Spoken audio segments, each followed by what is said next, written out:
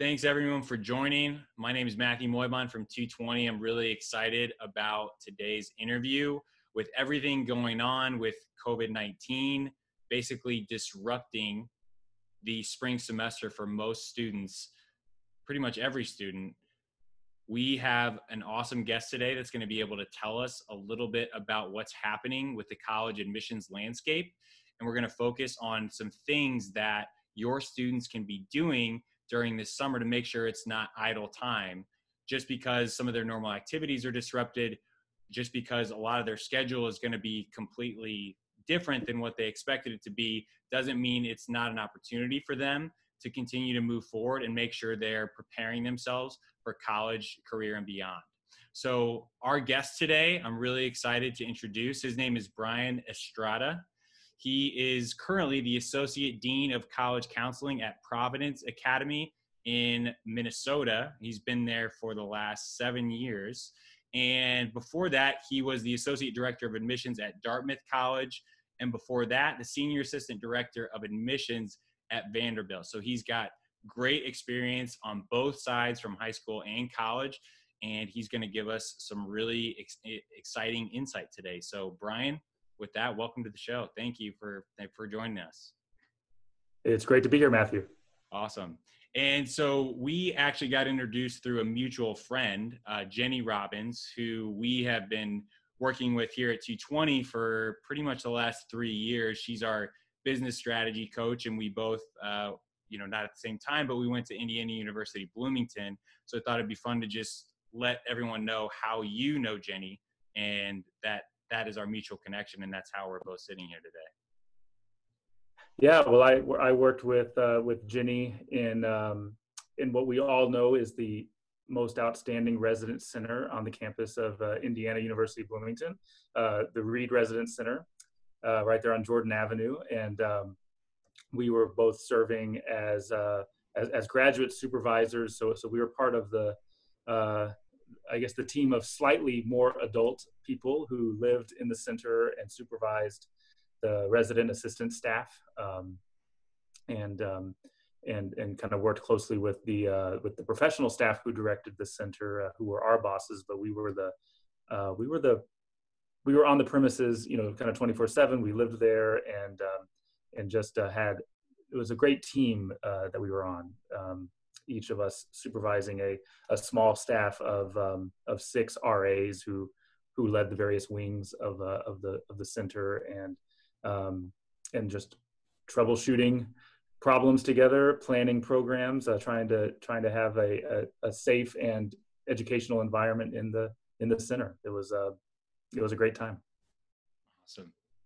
So you started and went to college and basically stayed in education as a professional, and you've been there for a while, and from just talking to you a little bit before this and from talking to Jenny, you are really passionate about it. So I was just curious if you could talk a little bit about what made you stay in education for so long, and what you love so much about what you get to do.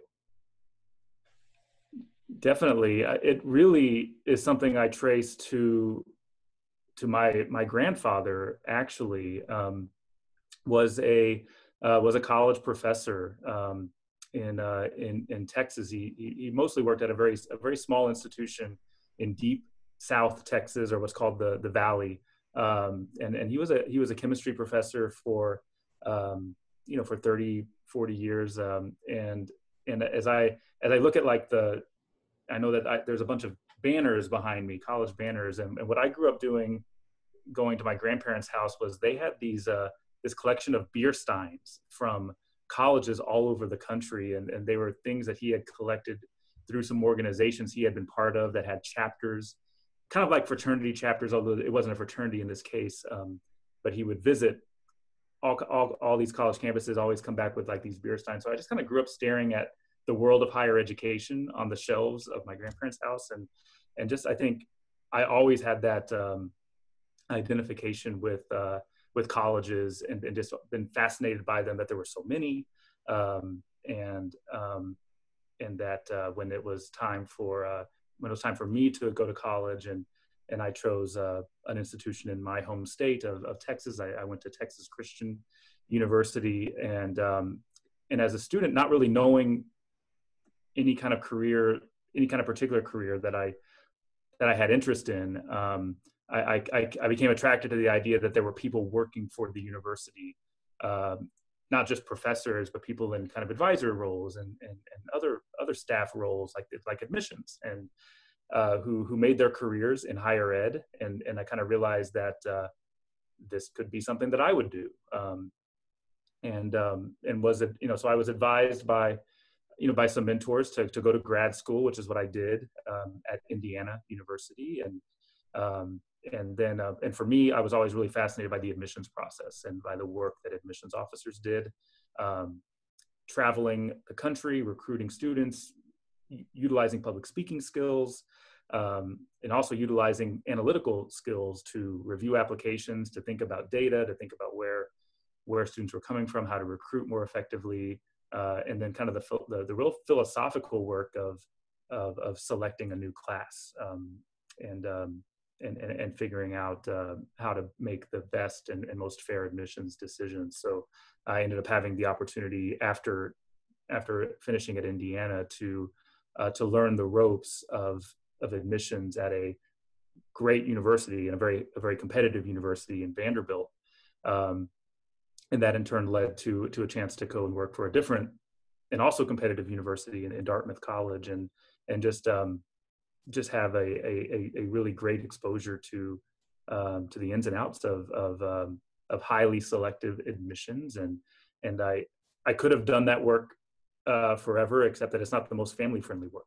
So as far as schedule and travel time, and so as I was reaching a different chapter of my life, starting a family and whatnot, the opportunity to sort of transition into college counseling, and really doing very similar work of advising students about the admissions process, but doing it not as a college admissions officer, but as a college counselor, kind of just being on a different end of that transaction, if you will, had a lot of appeal. And it's something that I've had a chance to do here at my present institution in Minnesota at Providence Academy. Awesome. And could you tell us a little bit about Providence Academy? Just, what drew you there, and what, a little bit about the culture, and then we can transition into some of the things that happened when COVID-19 happened at Providence Academy, and how students have reacted, what some of the things that they've had to struggle with at, an individual student level, or even at the school. Yeah, sure. Providence Academy is it's a place that I first came as a admissions officer, recruiting students. I attended a college fair here and did a couple school visits, the things that admissions people do. And I visited, when you work in admissions, you visit hundreds and hundreds of schools. I always joke you could take me to a major city and I would not be able to tell you where like the landmarks are in that city, but I could tell you where all the high schools are.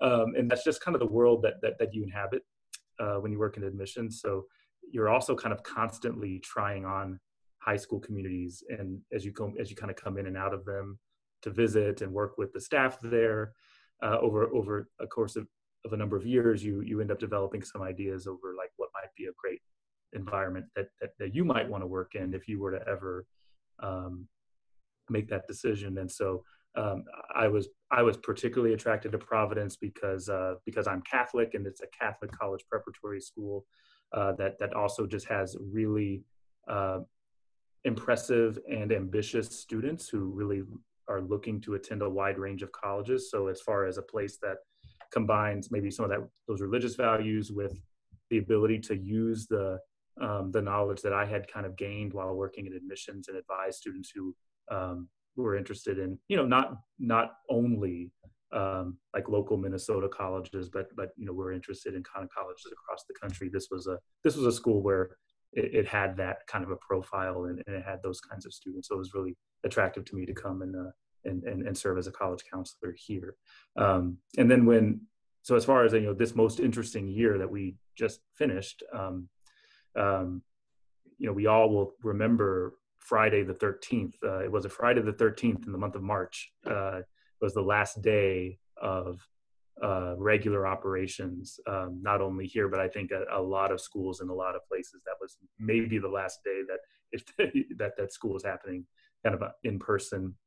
And for us, that was the last Friday before our spring break. So there was a bit of a break there anyway. And I remember saying goodbye to students, and we'll see you after spring break, or maybe not. and it quickly became clear that it was not going to. We were not going to be back, and that instead it would be distance learning. We'd be coming back to distance learning, and so it was really an adventure. And it was an adventure, I will say, for my faculty colleagues, who the classroom instructors who really had such a heavy lift and were totally inspiring. I can say that as a parent of students in our lower school, so fourth grader and first grader, and what they were getting from their teachers in that transition to distance learning was just awesome. It was such a great effort was being made to continue as much of the school environment as could be continued, and to translate as much of it as could be translated to the distance format. But definitely a very challenging semester for students. We were both advising seniors trying to make final college choices in a scenario where that last visit they were hoping to do in the month of April to their first choice, they weren't going to be able to do that anymore. They were going to have to make their final decision without that opportunity, and really having to lean on virtual programming and virtual panels, which I will say that colleges, similarly to what our teachers were doing, just Herculean efforts that they did to move things online, to try to provide as many opportunities to engage as possible, knowing that they could not host admitted students on their campus. And as a former admissions officer, I know just how important that kind of April admitted students program is, as far as that's where a big chunk of the students who are going to actually choose your school, that's where they make that final decision, is by coming back and experiencing it in those couple of days. So I marveled at how my admissions colleagues that I'm now looking across at from a different vantage, how they were doing that. And I think that it may be cliche to say that, but of all of the terrible things that came from a pandemic, it did bring out the best in people in so many ways, and it brought out a lot of really good work. Awesome. Yeah. So obviously huge impact to seniors, especially. And I think that impact is continuing for juniors who are going to become seniors in high school, who are either just starting or maybe, under your watch, I'm assuming they've started thinking about it and started planning for it. But I know around the country, there's students who just aren't really sure what to do with their summer, because they know that they're starting to put together their college resume and applications, and they're going to have to write about their essays. And I'm wondering if even we may see some essay topics that ask about, how did the crisis affect you? What did you do during it? How were you able to overcome that adversity? Things like that. So for those students that you work with, and maybe just in general, if we're talking to some parents of these juniors who are about to be seniors, do you have any advice for them as far as things that they could do this summer, if especially if they can't do sports the way they normally could, or if they couldn't have the job that they thought they were going to have? Are there any recommendations you're making to students and parents about how students can make this a productive summer? Yeah, there's so many. There are so many threads here that I guess the challenge is maybe to not overwhelm someone, a student in this case, or a parent of a junior. Because I think one message has to be the fact that that there is a lot to do, and what I notice in the juniors that we work with, in this relatively small college preparatory school, have they have some advantages in that we started with them prior to the pandemic, in terms of having some meetings, starting to discuss college criteria. A lot of our students did have the chance to take the ACT maybe at an earlier point in junior year, but not all of them did. So there's a lot of ways in which students may be feeling behind. And one of the big opportunities that was lost this spring, and this is the case in our school community and also a lot of others, is that there might have been a spring college fair that was going to really be a seminal point of kind of of building college knowledge and meeting college reps and getting to shake a hand, have a conversation about a school, and that didn't happen anywhere because of COVID-19. And then maybe other families were planning to do a trip during their spring break in March or April to actually visit 4 or 5 campuses and really kind of break open the college search in that way. And those plans were stymied. So I think one of the things that I have been reminding juniors, and maybe it's a really top priority, is to find ways to make up that ground in terms of building college knowledge and really trying to be as thoughtful as you can about colleges that are on your radar, because it will continue to be important for students to maybe be thoughtful about where they might make an early application to in early on in senior year. Unfortunately, those deadlines may not be changing, and so the decision point will come just as quickly, but it's going to come with a lot less maybe a lot less opportunity to to really dive in and visit places and talk to places. So I think it's important to remember colleges are still communicating with you and are still planning virtual events and have indeed moved all of their planning to the virtual realm, where they are having information sessions, and in many cases they're having maybe even a little bit more than you could otherwise get. Like you could easily watch a faculty panel or easily see a student panel, things that things that you might have only been able to get by traveling to a place, you can now get at a whole lot of colleges from your own home, and to sort of see the opportunity in that, and to try to take advantage of those offerings as much as possible. And the other reason that this is important is that colleges ultimately want to see applicants who can demonstrate a real thorough understanding of the institution and the academic program, and to be able to articulate, here's what I hope to be able to do when I come to this school. In many cases, that's actually an application question that it's asked really directly, and it's really easy to it's easier to answer those questions when you've had a chance to visit campus. But even if you have not, it's important to try to do what you can to be ready for those questions as much as possible. Now, in terms of thinking about how to replace maybe planned for summer activities and experiences that are no longer going to happen, the advice that I'm giving is to really try to think about what you could do with your time this summer that would help to advance your story in some way. And we talk about college applications as being narratives in some form. It's a narrative about you that's being conveyed across these different application materials. You're presenting your resume or your essay, and that leads into your transcript and your recommendations.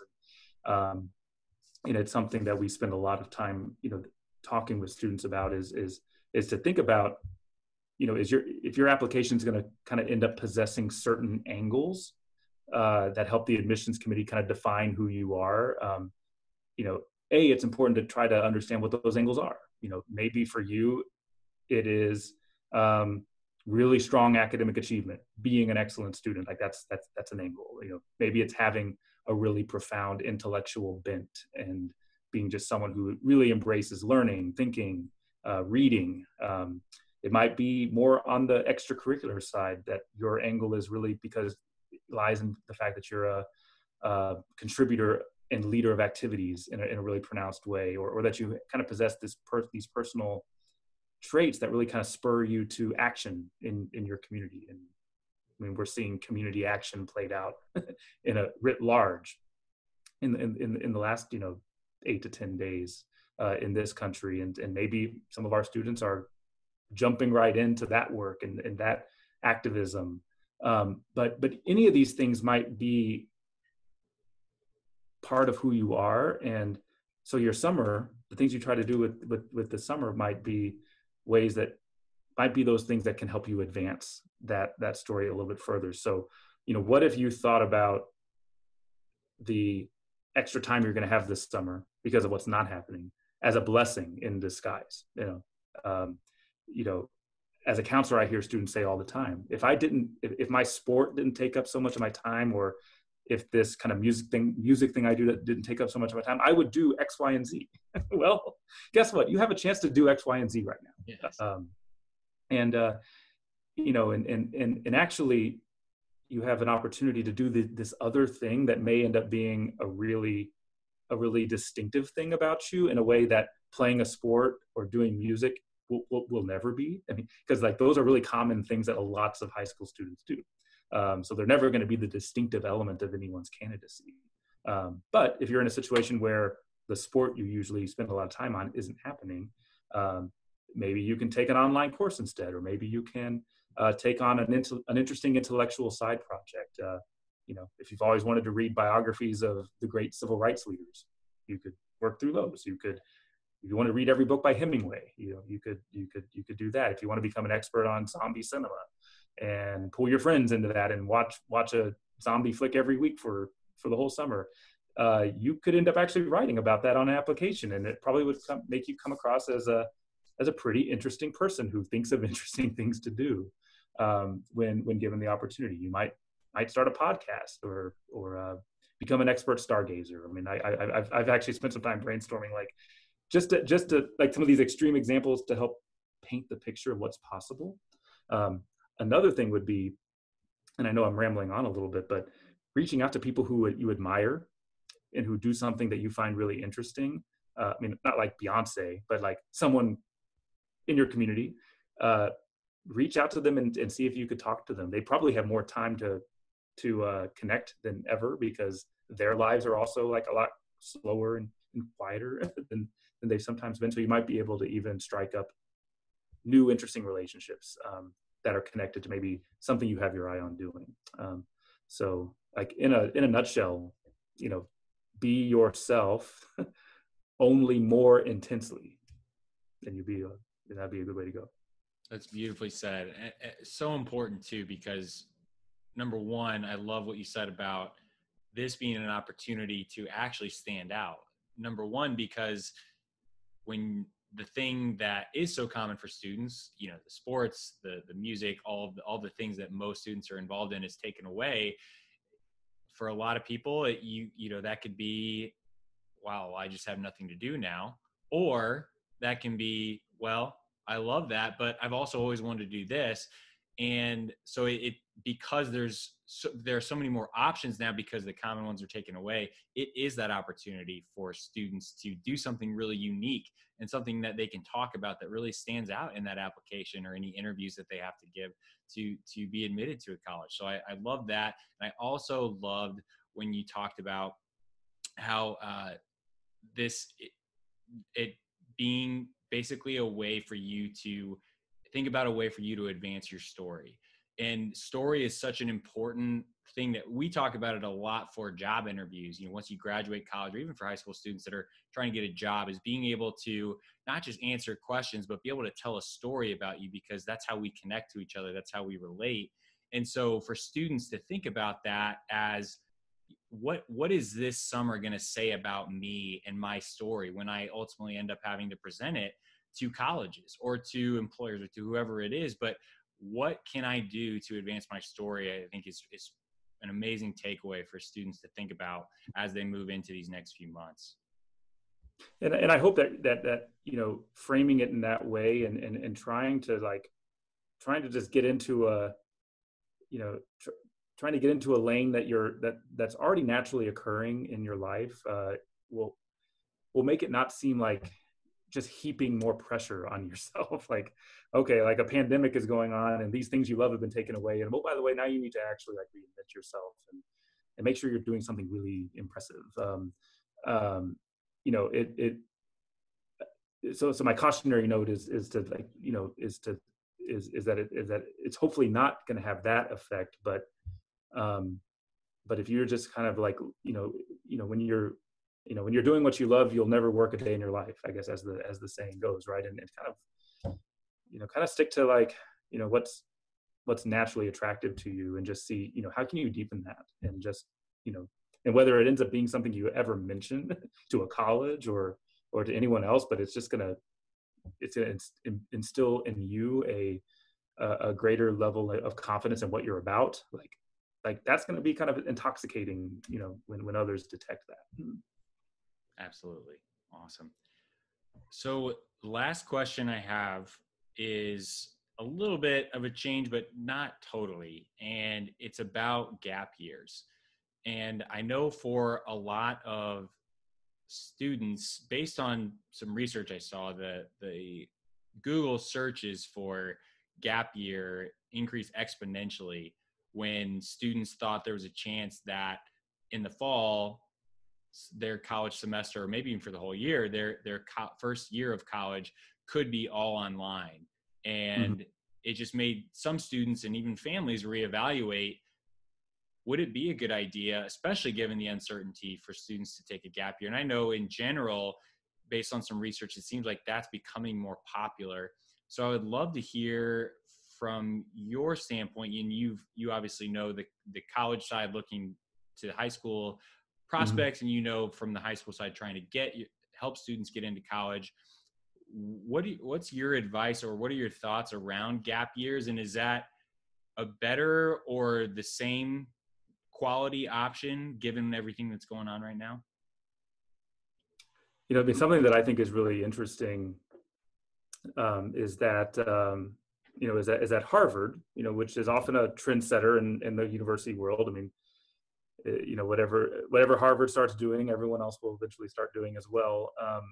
But they have been inviting admitted students to consider gap years, since the 1970s. It was something that I kind of uncovered on their website when I was kind of looking at this.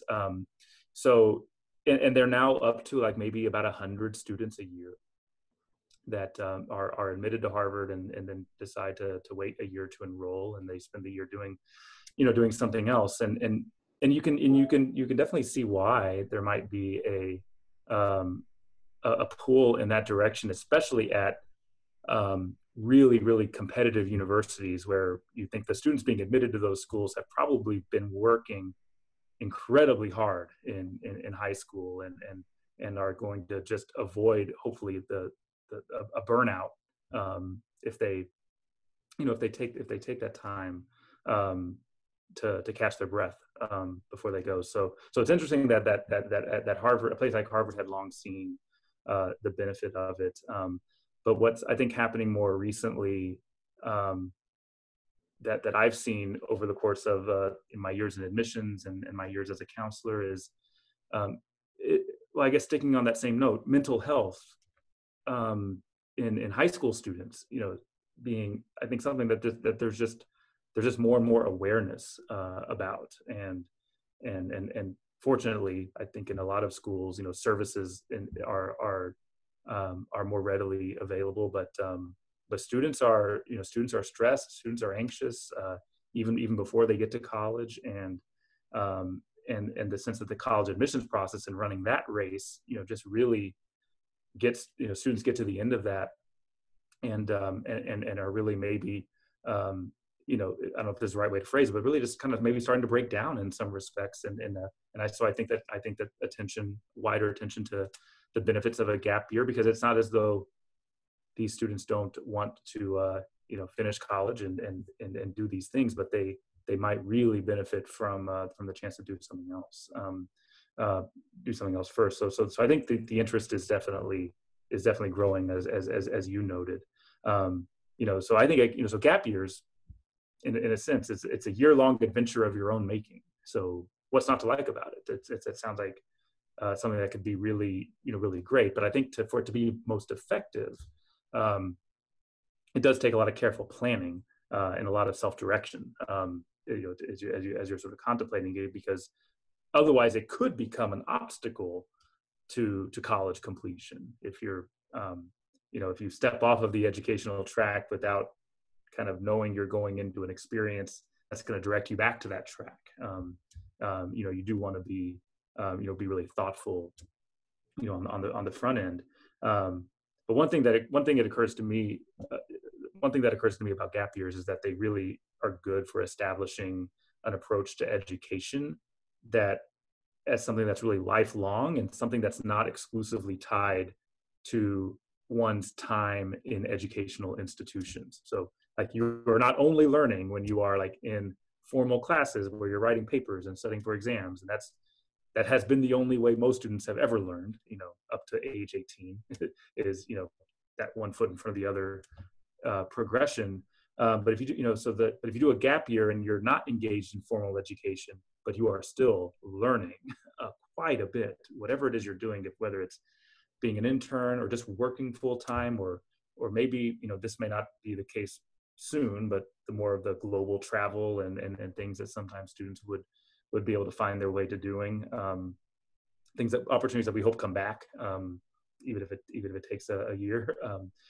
So like this notion that you might develop these habits of mind of saying, learning is connected to like anything meaningful I happen to be doing, not just related to, assigned academic work. I mean, I think that can be very healthy. I think that's why the data on gap years is so strong, where students who completed a gap year have higher overall GPAs in college. They complete college at higher rates. And this is the kind of research that's actually, I think, just starting to happen. Like I said, you had like a place like Harvard was kind of encouraging this, 40 years ago before it was really a thing. I think we all can thank, I think it was Malia Obama who took a gap year, and now it exploded. Everyone now knows about gap years. Yeah. So it's becoming more in the consciousness, and it really does have benefits. So, someone who is looking at a gap year related to COVID, maybe, okay, so if college is going to be this distance thing, maybe I want to ride it out a little bit and try to just maybe go to college when things are back to normal. I think there's really conflicting things happening, like, because on the one hand, the economy has really suffered throughout COVID. So maybe a lot of these opportunities that might have been suitable gap year options, like jobs, internships, like those are probably going to be dried up, as everything's kind of stripped down to like essential things only. You might have it might be a struggle to put together a meaningful gap year in certain ways. And usually when the economy goes bad, that's what drives people to education. That it's a good time to be in school if the economy is still struggling in some ways. And then it kind of reverses when the economy is great, there suddenly are all these great alternatives to being in school. So I don't know. I think that if you're going to do something gap year related, it just has to be more than sitting on your couch waiting for things to get better. And if you can't find something that's going to be really immersive and meaningful, it may be better to be in college and just deal with the distance learning, but be moving towards that goal. That still might be the best option. That's great. I think that is a pretty good place to wrap it up. I think parents, students, educators, everybody that listens to this will get some awesome nuggets. I know I have, and really appreciate. It's really refreshing to just hear from someone who, is in what a lot of people think of as the helping students get to those competitive colleges, and advising them on how to get there. Talk about not being constrained with the time, the traditional timing of like you go to college when you're 18, right? And you graduate from college when you're 22, and just think about it from more of, there's so many opportunities to learn with lifelong learning, and people having to get more creative, especially in the current situation, with what that looks like and what it means to be productive and continue to learn and continue to add to your story. So, Brian, this has been awesome. I really appreciate the time. Thank you for having me. Yeah, absolutely. If people want to get in touch with you, if they have any additional questions, or maybe you just want to follow up on something you said, would you be open to that? And if so, where is the best place to reach you? Yeah, absolutely. I would welcome any questions, and my email address is a little bit lengthy, but it's Brian spelled with an I, dot Estrada, and then it's at Providence Academy, all one word, and that's a lot of letters, .org. And if there's a place to list that, wherever this gets posted, please feel free to do that. Thank you. Yeah, I definitely will. But we really appreciate the time. And I think, like I said, students, parents, educators all have some really good things to think about as they navigate these next couple months. So, Brian, thanks again for the time, and look forward to talking again, hopefully another time. Thank you, Matthew.